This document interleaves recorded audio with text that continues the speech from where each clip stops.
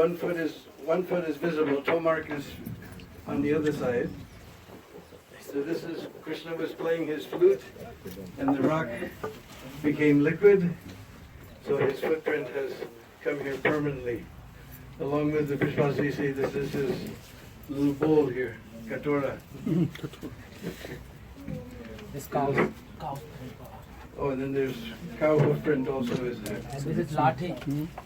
This bad stick. You can see where his stick mark is also there.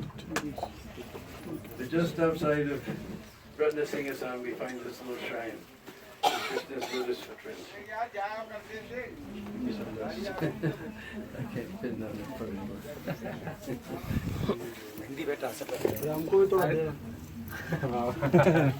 हरे कृष्णा जो हिंदी वाले devotee हैं हरे कृष्णा तो हिंदी वाले जो भक्त हैं वो सुन लीजिए ये जो गोवर्धन जो शिला है यहाँ पे इसके ऊपर भगवान के चरण के चिन्ह है कटोरा का चिन्ह है कटोरा बना हुआ है गाय का भी फूल का चिन्ह है और लाठी का भी चिन्ह है तो कुछ ही बाबा बता रहे कुछ ही प्लेसेस है जिन पे ठाकुर जी का चरण देखने को मिलता है पीछे एड़ी का चिन्ह है तो ये दर्शन हमें यहाँ पे हमने किया है अभी हम जो है रत्नकुंड जो इस गोवर्धन के अंदर सबसे सुंदर जगह है सभी सुंदर जगह है लेकिन मुझसे कोई पूछेगा तो मैं यही बोलता हूँ ये सबसे सुंदर है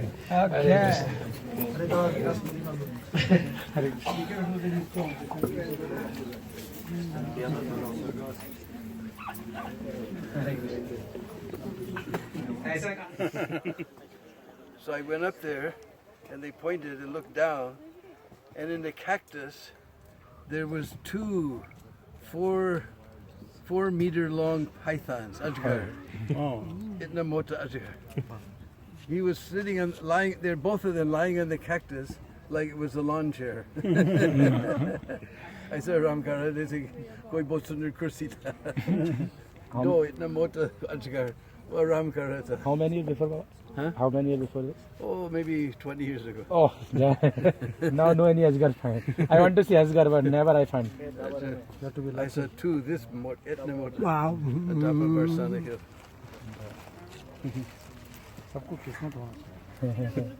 Seen here, Python. So Okay. you're saying that that's the footprint of Lord Krishna. So that means like from 5,000 years ago. So then it means it must have been written down somewhere, like about it. Do you know from where you got the information Yeah, many Shastras mentioning. about this place? Yeah. Bhakti Ratnakar is mentioning. Bhakti Ratnakara. And Govind Leela Amrit is mentioning. Okay. And this one all the Naran Bhatta Goswami also mentioning in his scriptures. Many scriptures. Why we come? According to scripture we are coming, na? That's is here. No, she's asking. This here, we see two very special trees in Braj. This one here is Pilu. Pilu is a very special, tiny little fruit that's very dear to Krishna and the cowherd boys. And if you look closely, you can just see the buds are coming. You see here, little buds are coming. There's some. In the springtime, little flowers will come. The little tiny burgundy colored fruits will come. Huh? And they're the favorite of Krishna Balaram and the cowherd boys. In fact, when Jagadananda came, Mahaprabhu told him, you go to Braj, you stay with Sanatana Goswami, you see all the places, and you come back. He didn't tell him to stay. Because you stay, you'll forget you're in Braj. So many people here just eating, sleeping, doing politics, they forgot what is Braj. But if you go there, you see some nice places, and you go back, then you'll always think, oh, we went to this nice place, Vrindavan, we saw Govardhan, we saw Shyama, we saw Nardakund with Deena Bandhu, and you'll think, always remember. And those who always remember Vrindavan, they actually live in Vrindavan.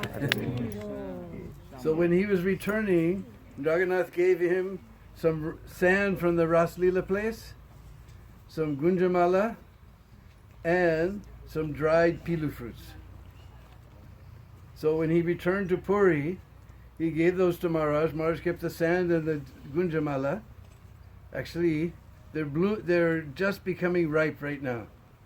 If you know where to look in MBT garden, when you go down, if you come in the garden and you turn left, just a little more than halfway down, there's a Gunja Lata climbing up outside somebody's house, and I can see the little black and red beads are there now.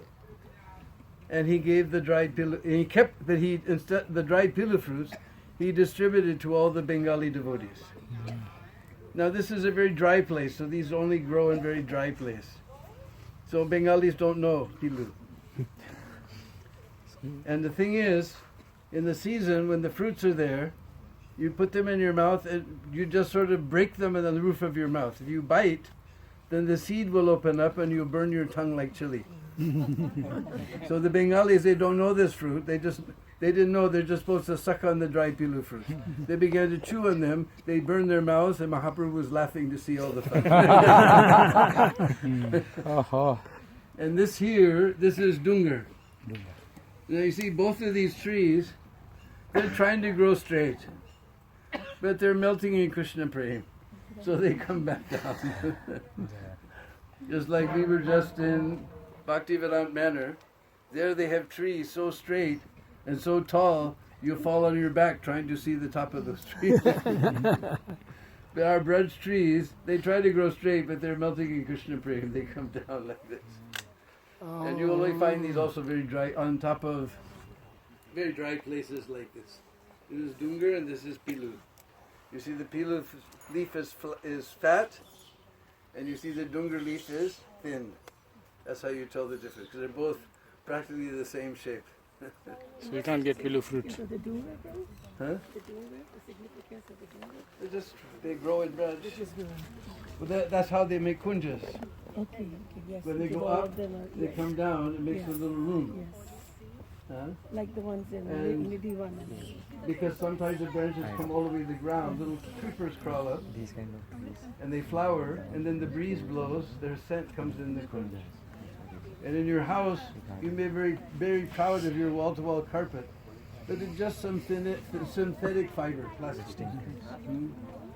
But in Krishna's kunj, the gopikas have come before Radha and Krishna appear, and they put Madhavi flowers, Malati flowers, Jewy flowers, Mogra flowers, jasmine flowers, sometimes rose petals.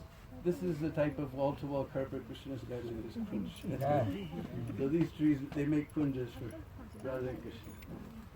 Okay, so now we can come to Ratna Singha Sangha. In the middle of Shamba, all four things of Shamba.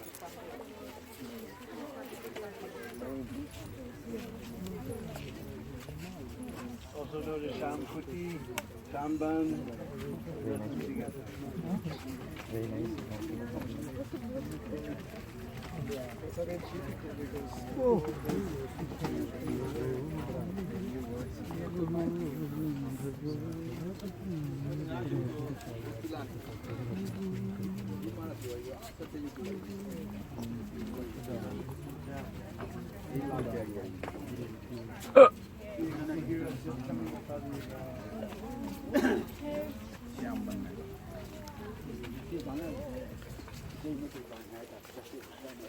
They're right in front of everyone, but nobody knows of us. Because everybody knows Kusum Sarovar. But now we've come to these very secret places. Baba, end of February, we did 120 Parkrama, 120 places Parkrama. Yes. So we complete all the places. Many devotees. Last time 35 devotees they attend this Parkrama. Did you find Nipakund? Yeah, I find Nipkund near Govind Kund. Yeah, exactly. All right. We just took a nice picture of that. For 40 years, I was always wondering where Nipakund was, and then finally we.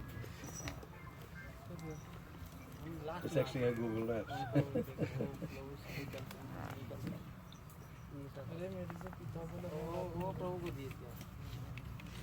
Okay. So about Shamba and how this place got its name. This story we find in Krishna Bhavanamrit by Viswanath Chakravarti Thakur. Somebody was asking where these things are written down. This one is written in Sri Krishna Bhavanamrit. Prabhupada mentions this book in Chaitanya Charitamrita that if you want to understand Krishna consciousness, these books are very valuable for that. Sri Krishna Bhavanamrita, Billa Mangala Thakur's Krishna Karnamrita. So what happened was Krishna was sitting in the kunj. We just described a kunj to you. In this forest with Radharani, and he took black musk and he began to smear it all over Srimati Radhika's body. Then he dressed her in a very nice yellow pitambar dhoti, gave her a nice red sash, nice kurta just like his. He put a crown with a peacock feather on her hair, even stuck his flute in her waist, and had her facing north. The north is this way, so she was facing north. Then Krishna sat facing south, in front of her. And they heard the tinkling of the ankle bells, knowing that the Sakis are coming. So Krishna, with his eyebrows, he warned all the manjaris to be quiet, not tell them the secret. So Lalita and Visakha came and they said, Bo, Sakis, what is this land where there's two Krishnas? Where have we entered? There's two Krishnas sitting here with peacock feather flute and pitambar dhoti and everything. And Visakha said, must be that one sitting there facing to the east, facing to the south, that must be Krishna. And he's, by some spell of Purnamasi, he's changed Radharani into a form like himself, so he can sit here in the forest and enjoy with her without anybody suspecting anything. So that he must be the one facing south. No, he must be the one facing north. Let me think. Yeah, no, he's facing south. So they asked the one who's speaking, who's sitting north. No, it's the other way around. So he must be the one facing south. Anyway, he must be one of them. So suddenly, Radharani's voice came from the one facing south. Radharani's voice came from she was sitting in the north, facing north, but the one facing south, Radharani's voice came, said, you come in a secret kunj. I'm too embarrassed to tell you in front of everyone what happened. So Radharani's facing north, so the one facing south must be Krishna, but Radharani's voice came. So he said, you only come one by one. Or she told, you only come one by one. That Radharani told, you only come one by one. So they went in the kunj, secret kunj, and Krishna gave up his play acting, and he began to enjoy with Lalita Sakhi in the kunj, with so much laughter and enjoyment. Then he told, now you go tell Visakha and tell her that go in the kunj and Radharani will tell her the secret. So then Visakha came, and the same thing happened in this way. Slowly, Krishna enjoyed with all the Sakhis in the kunj. So this forest became known as Shyamvan. There's another time here in front of us we have Ratna Singhasan. So we remember this pastime from Srimad Bhagavatam. Radharani was sitting on a diamond-studded throne here. And all Krishna and Balaram and all the Sakhis are here to play Holi.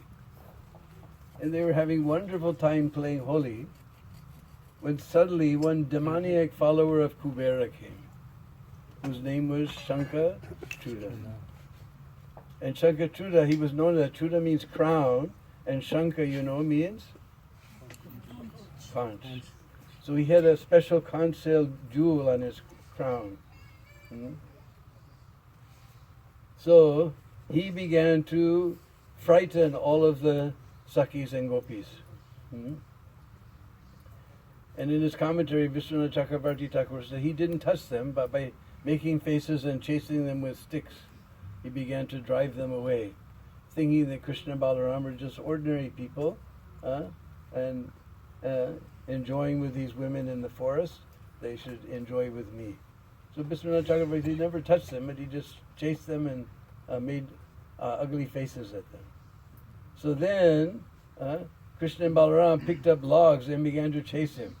When he saw the two brothers were coming, he began to run for his life. Then Krishna told Balaram, you stay here and protect the gopis, I will take care of this fellow.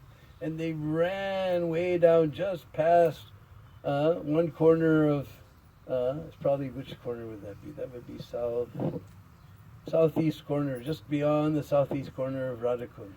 Mm-hmm. And he smashed that demon. And he took that beautiful conch jeweled crown, and he brought it back, and in front of all the Sakhis, he presented it to Balaram. Mm-hmm. So this is the place. You passed here several times on your Prikrama, but this is the place where that pastime actually happened. And just beyond it is Ratnakund. So this is Ratnasinghasan and Ratnakund. So those who are young, you can go down and take some of the water from Ratnakund, and you can bring back for those of us who are young at heart, but our knees don't appreciate steps so much anymore. Hare Krishna. So this is very sweet, as Prabhuji said, this is one of the most beautiful places. Very sweet place, very quiet place. Our friend is staying here for many years, doing his bhajan here, taking care of this place. So those who are young, you can run down and bring some water for those of us who are young at heart. Hare Krishna. Oh, Sikiraj Maharaj ki jai.